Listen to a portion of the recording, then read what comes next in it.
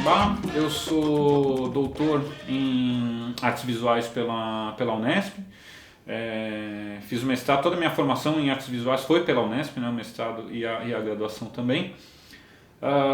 Atualmente sou professor da Universidade Paulista, da Unip, e tenho ao longo dos anos fui desenvolvendo uma pesquisa sobre poéticas religiosas, o que me acabou levando, né, a esse maravilhoso mundo, né, dos Exus e das pombagiras.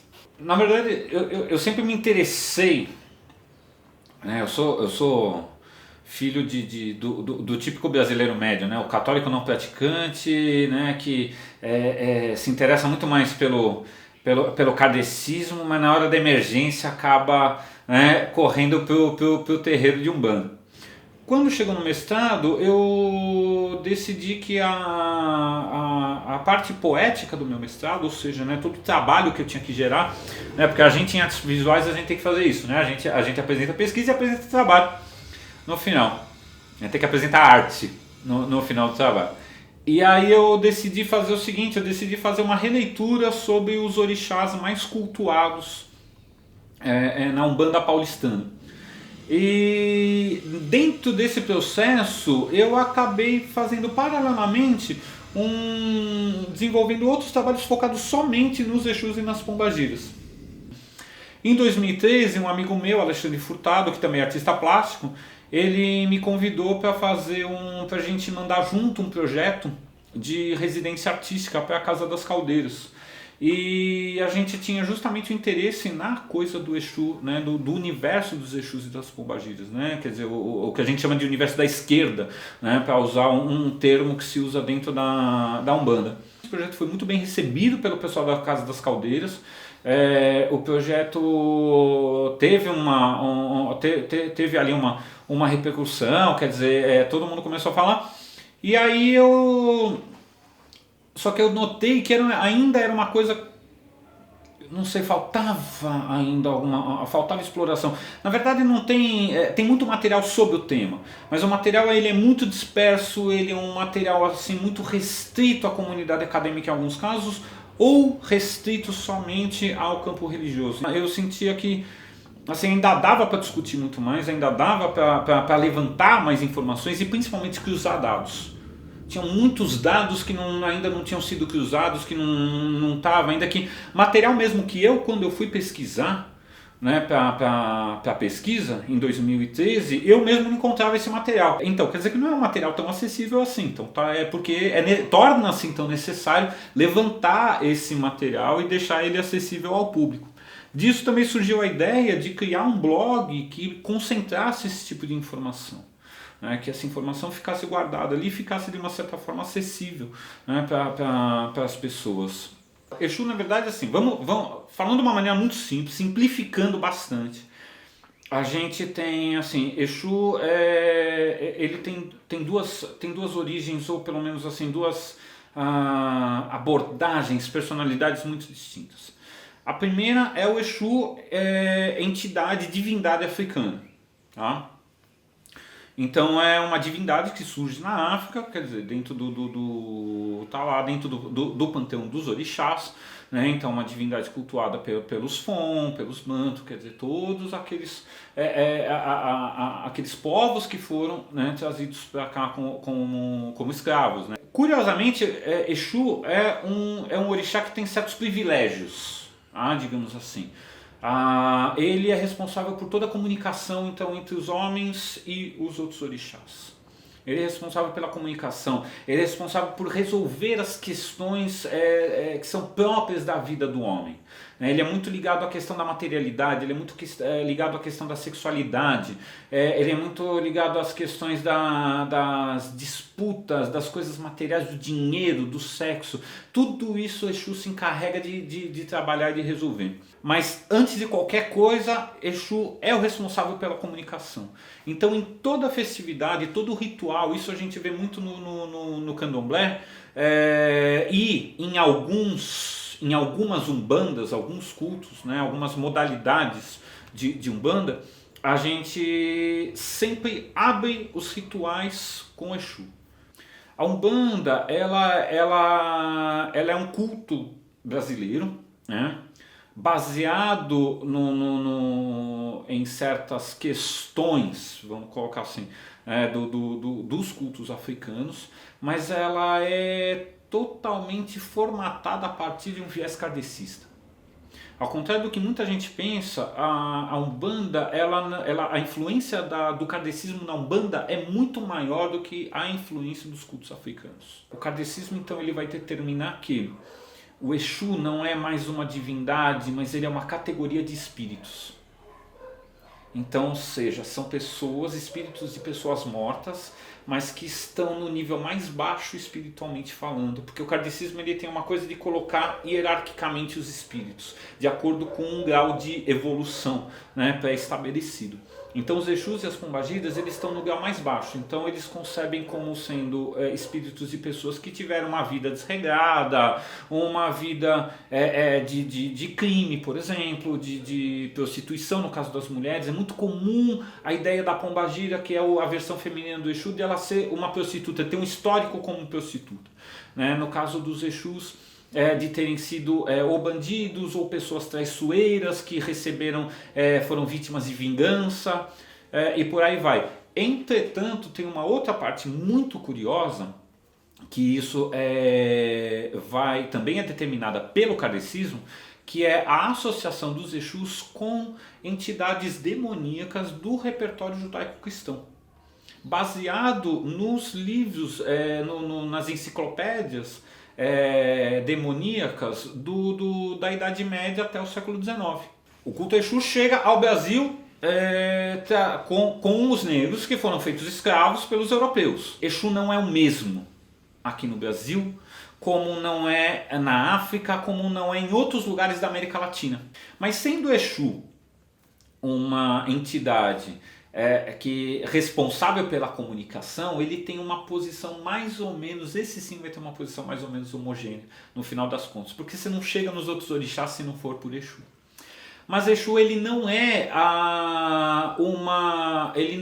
não é uma forma universal. A gente vai encontrar em outros povos variações dessa entidade com outros nomes inclusive. Um deles é Eleguá. Eleguá ele tem a mesma função de Exu, ele é o comunicador entre os homens, ele usa as mesmas roupas, a representação é muito parecida, a diferença é que Eleguá ele é uma pessoa pequena, de estatura pequena. E no sincretismo isso vai fazer diferença. Enquanto que Exu, na Umbanda, ele é sincretizado com diabos, ele também é sincretizado com vários outros santos, como por exemplo Santo Antônio. Então o dia de Santo Antônio é também o dia de comemoração de Exu, né, que é dia 13 de junho. Eleguá, por sua vez, ele vai sincretizar com o menino Jesus de Atocha, porque ele é pequeno. Então eles vão sincretizar com uma entidade de estatura pequena. Outra entidade também que também assume a forma de comunicador, assume características muito semelhantes, é Leguibá. Leguibá, por sua vez, ele é uma entidade que é retratada com chifres e com um falo gigantesco. Então, normalmente as representações dele colocam ele sentado, né, de cócoras, o falo extremamente proeminente, né, saindo até o céu, e chifres. Mas se você colocar os três um do lado do outro, você vai ver que apesar das características, eles são distintos, são entidades distintas, ainda que sirvam a mesma função, tem o mesmo papel enquanto entidade comunicadora e entidade intermediadora. Exu chegou muito bem aqui no Brasil, tá? Mas poderia ter chegado Eleguá, por exemplo, ou Leguibá. Leguibá vai vingar muito mais no Haiti, enquanto que Eleguá vai vingar em Cuba e na Venezuela, por exemplo. Então lá Exu vai adquirir uma outra característica. Exu também é visto como um orixá, mas ele é visto como uma entidade traiçoeira. Aí sim ele é visto como uma entidade do mal, uma entidade que castiga, uma entidade que pune os outros, né? Então ele é responsável pela punição. Aí sim, de certa forma, dá pra gente colocar que ele vai se aproximar muito de uma ideia de um diabo cristão, principalmente o diabo cristão primitivo, né, em que ele era apenas o acusador, ou seja, ele fazia o serviço sujo, né, de Deus, que era de sacanear o resto da... Você não foi bem nessa vida, falou, então um abraço, pecou, é você, é ele que vai cuidar, né, dessas pessoas. Nesse sentido, ajuda muito a gente entender a própria formação do imaginário demoníaco, como ele vai se desenvolver desde o princípio do cristianismo até chegar na Idade Média, que é quando ele vai realmente adquirir esse formato que a gente conhece hoje das patas, do rabo, aquela coisa, e que os Exus da Umbanda eles vão incorporar. Eles vão incorporar esse vermelho, as patinhas, né, a coisa toda. Pombagira, ela inicialmente ela é apenas um outro nome para designar Exu. Então ela viria de um Pombagira seria uma corruptela de um termo, né, Bombogira, né, ou Bombogirá. Né? Na Argentina eles chamam de Pombagira, por exemplo. Exu é um orixá masculino. Ao que parece, a versão feminina, né, ela vai surgir conforme vai se desenvolvendo essa imagem de Exu enquanto uma entidade espiritual e não mais como uma divindade. Já que Exu ele está dentro dessa perspectiva umbandista, ele está dentro de uma categoria baixa espiritual. Ora, isso não é exclusividade dos homens, então você vai incluir mulheres aí também no meio. Se homens podem ter uma vida espiritual pobre e chegar, né, no ponto mais baixo, as mulheres também podem. Então o que vai acontecer? A Pombagira, ela é então a versão, ela vai se tornar então a versão feminina do Exu, né?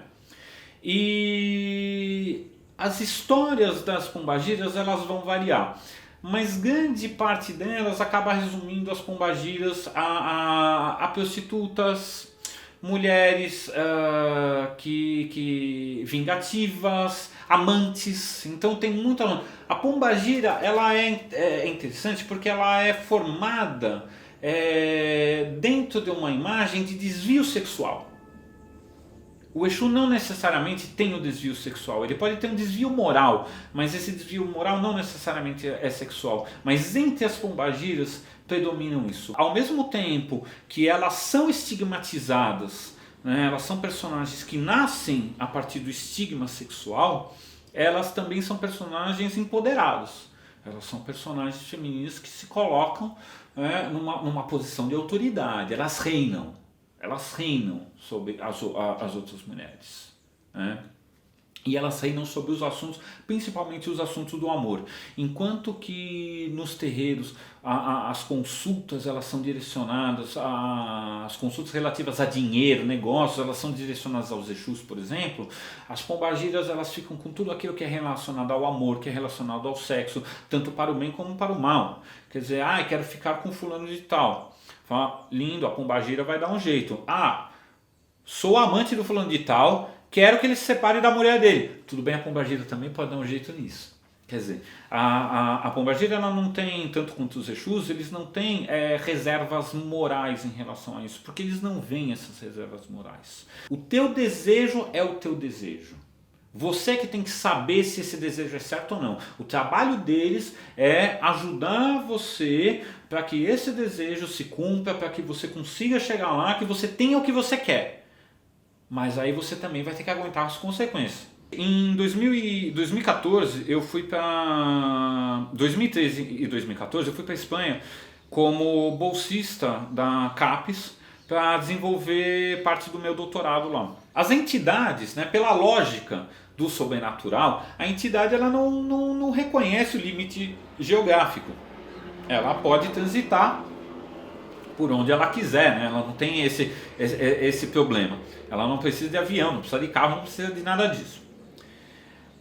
E pela lógica, ainda pela lógica da Umbanda, eu fiquei pensando assim, se nós temos todo esse imaginário umbandista, por exemplo, Zé Pilintra que é o típico malandro, a típica entidade brasileira, ela se veste, ela é caracterizada como uma entidade brasileira, ela tem o terninho branco, o chapéuzinho, então ela é frequentemente, o modelo básico do malandro carioca, é o estereótipo do malandro carioca, né? Mais brasileiro, eu desconheço entidade mais brasileira do que essa.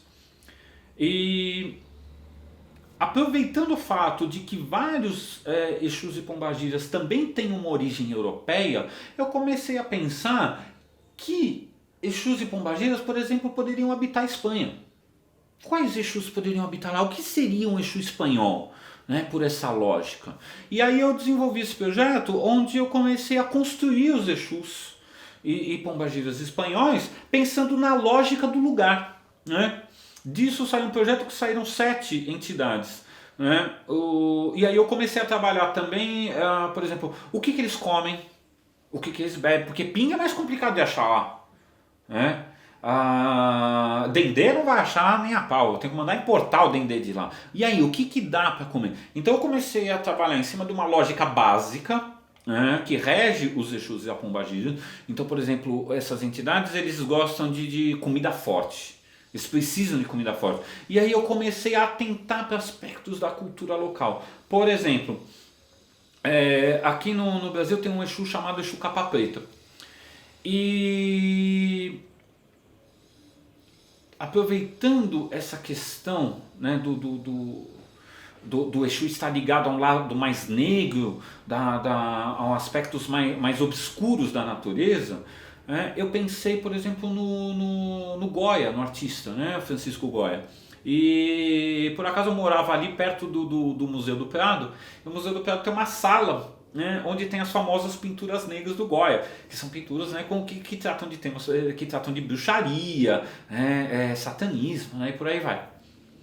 E bem na entrada do Museu do Goya, numa das 4 entradas do Museu do Prado, tem uma estátua do Goya vestindo uma capa preta. Eu falei, tá pronto meu Exu aqui, eu vou fazer um despacho então pro Exu Goya.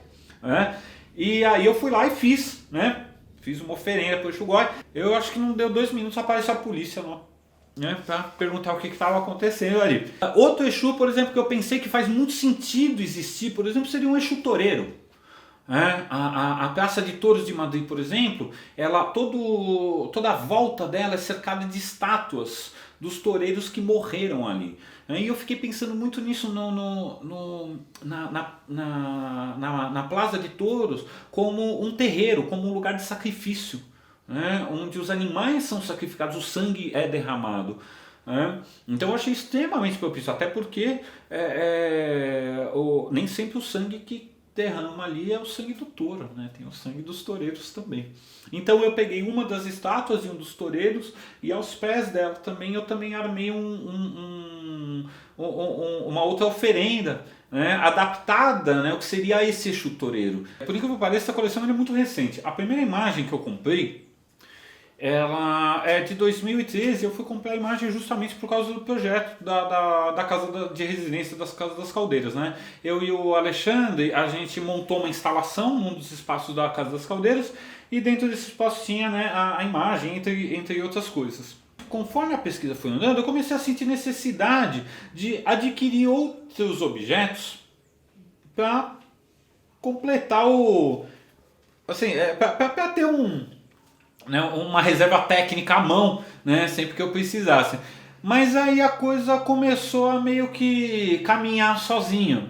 Então eu me coloquei, por exemplo, como objetivo fechar, na medida do possível, né, uma coleção de imagens, né, tantas quantas eu puder adquirir ao longo do tempo. Mas, fora isso, eu vou também colecionando quaisquer objetos que de alguma maneira tenham alguma relação com os Exus. Alguns, por exemplo, mais óbvios, por exemplo, uma caveirinha, por exemplo, uma vela em formato de crânio, por exemplo, que tanto pode ser usada como enfeite de Halloween, como pode ser usado num ritual realmente para Exu, né? Mas tanto faz, eu posso comprar isso numa loja de artigos religiosos ou posso comprar numa loja de fantasias e festas, né, e decoração de festa, né? Há objetos mais específicos e agora eu até estou trabalhando em cima de objetos que eu mesmo estou fabricando. Um dos últimos objetos que eu fiz, por exemplo, foi de pintar um casal de pretos velhos com as cores de Exu, né? Então eu pensei da seguinte maneira, eu falei, poxa, né, tem várias entidades, por exemplo, existe Caboclo Exu, por exemplo, né? Existe essas entidades que elas atuam nesse momento de fusão. Por exemplo, existe uma entidade, um Ogum que se chama Ogum Choroquê. Ogum Choroquê ele é metade Exu, metade Ogum. Ou seja, metade São Jorge, de acordo com o sincretismo da Umbanda. E aí, por exemplo, eu pensei nessa coisa dos pretos velhos. Olha, o preto velho também é uma entidade extremamente importante dentro da Umbanda, tanto quanto os caboclos. Falei, se tem o caboclo Exu, eu falei, então é bem provável que tenha que ter. Mas não achei imagem, então fui lá e eu fabriquei a minha mesmo. Né? Pro Exu, por exemplo, pro Exu Toureiro, que era esse Exu que eu concebi na Espanha, eu fiz um objeto que na verdade são 2 chifres de boi emendados. Né, que é um objeto ritual. Outro objeto que é muito bacana, que é um dos meus favoritos, por exemplo, é esse daqui, que é esse daqui é um chocalho, que é usado para evocação de Eleguá. Então, o chocalho que você toca, né, para evocar a entidade Eleguá. Interessante porque você vê, né, que ele tem as mesmas cores de Exu, ele tem um chapéuzinho que é típico de Eleguá, esse chapéuzinho. Tá? Esse chapéuzinho é bem típico de Eleguá, ele carrega um chapéuzinho e o rosto dividido, né, entre um rosto humano e um rosto negro que é um crânio. Né? Aí eu, por exemplo, outro dia parei numa rodoviária e encontrei essa vaquinha preta e vermelha. Falei, pronto, vaquinha de Exu, falei, vambora, vai pra lá também, né? Então tem isso, quer dizer que na verdade, trabalhar um olhar focado nessa ideia de Exu, quer dizer que é o preto e o vermelho, que é essas coisas que de alguma maneira se associam às coisas, né, tudo que permeia, né, o Exu. As imagens elas são feitas aos poucos, enquanto algumas elas vão se apropriar de imagens, por exemplo, Maria Padilha, na verdade, não é uma mulher genérica, quer dizer, é uma figura de uma mulher genérica. Mas aí você tem, por exemplo, outro que é Exu Beuzebu, né, que é esse daqui, em que ele vai se apropriar da imagem do bode de Mendes do Eliphas Levi. Quer dizer, não tem nada que ver com África, mas está bem longe de qualquer ideia africana, né, ou qualquer coisa parecida. Né, mas eles vão incorporar isso e ainda por cima chamam de Exu Beuzebu, que não tem nada a ver com a história. Né. Isso é uma coisa interessante porque aí a gente vê que as imagens elas são feitas de acordo com a necessidade dos fiéis, a necessidade dos crentes. Né? Há pouco tempo, uma das fábricas de imagem, ela criou, por exemplo, a imagem de um Exu, que é o Exu Guardião, que é um Exu que não existia. Não existia a imagem dele. Então, essa imagem foi concebida a partir de depoimentos dos fiéis, né, que foi mandado para eles, ou pela demanda também. Né? Então, quando tem muita demanda de um determinado Exu, então a fábrica vai lá e cria uma nova imagem para ele. Nesse sentido, então, todo mundo, qualquer pessoa, está plenamente autorizada a conceber uma imagem para uma determinada entidade, se ela então se sentir inspirada. E nesse momento é exatamente o que eu estou fazendo. Né? Tanto que eu peguei e fiz uma imagem de mim mesmo, né? Me coloquei como Exu. Achei válido me colocar dentro, dentro desse panteão. Né? Ainda que eu ainda esteja vivo, né? Mas tem esse Exu. Esse Exu ele já se descolou de mim, por exemplo. Ele já não é mais eu. Ele é uma referência minha, mas a partir do momento que eu dei forma para ele, ele já se descolou de mim e ele já habita um panteão. Quer dizer, não precisa mais de mim. Então a gente consegue conviver juntinho. Tá tudo bem, eu não preciso morrer para virar Exu, tá bom, aí tá lá, eu tô aqui, tá tudo certo. O problema de ter começado a coleção é que isso realmente gerou, né, um mal-estar aqui em casa, né, entre as faxineiras. Na verdade foram 2 faxineiras, né? Teve 2 faxineiras que elas realmente se sentiam. Uma até conseguia, passava assim um espanador assim muito distante. Agora teve outra que ela realmente não chegava perto. Ela realmente ela mantinha uma distância. Então resultado, todo o ambiente ficava, né, limpinho, tava tudo certo. As outras estantes completamente espanadas. Falavam, mas essa estante aqui não recebia tratamento algum. Então eu vinha, colocava. Um outro episódio muito parecido aconteceu justamente na própria Casa das Caldeiras. Né? Um dia a gente estava lá conversando com o pessoal da gerência, né? E aí eles vieram super sem jeito contar pra gente, olha, a gente tem uma coisa para falar com vocês, falou que é o seguinte, a manutenção tá um pouco prejudicada, o trabalho de vocês, né? Eu falei, mas né? Nem tem muito que fazer manutenção. Falou, não, é a limpeza. Falei, mas como assim? Falou, não, então o pessoal não quer chegar perto. Aí a gente falou, não, a gente falou, mas não tem problema, né? Falar essa, a gente vai lá e limpa, né? Não tem problema algum, né? E realmente a gente também não. Isso é uma coisa que eu também tomei para mim. O fato de eu trabalhar com isso justamente me deu clareza suficiente para ver que não é um assunto para todo mundo. Pode ser muito legal para uma porrada de gente, mas tem gente que não acha nada legal isso, né? Muito pelo contrário. E aí tem essa coisa de você realmente entender a situação da pessoa, que, pô, pra ela tá dentro de uma zona de perigo espiritual. Ela tá lidando com uma coisa que pra ela é muito perigosa. Se eu consigo lidar com isso, maravilha, que bom pra mim. Mas realmente, dependendo da orientação da pessoa, isso representa um perigo real para essa pessoa. Da, Dentro da lógica espiritual, né, sempre vão dizer, né, o cristão sempre vai dizer, né, que minha hora vai chegar em algum momento, né, se não for nessa vida, vai ser na outra, né. Até agora tá tudo bem, eu não acho assim que, né, não tô, né, não tô rico, não fiquei rico, mas também não fiquei pobre, quer dizer, levo uma vida modesta, humilde aqui, tá tudo certo. A gente pega sempre, tem uma relação extremamente amistosa, a gente conversa, tá tudo certo, né, não tem nenhum.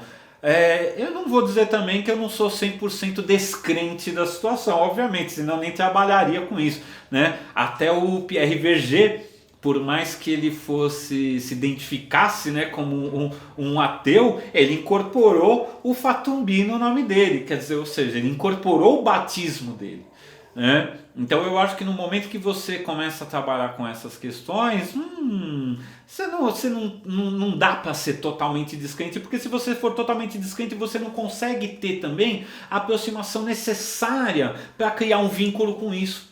Você fica distante, né? Você não vai conseguir criar uma empatia com o assunto. Se você não tem empatia com o assunto, então, bicho, você está no lugar errado, trabalhando com a coisa errada, pode mudar de área, que então não é essa mesmo.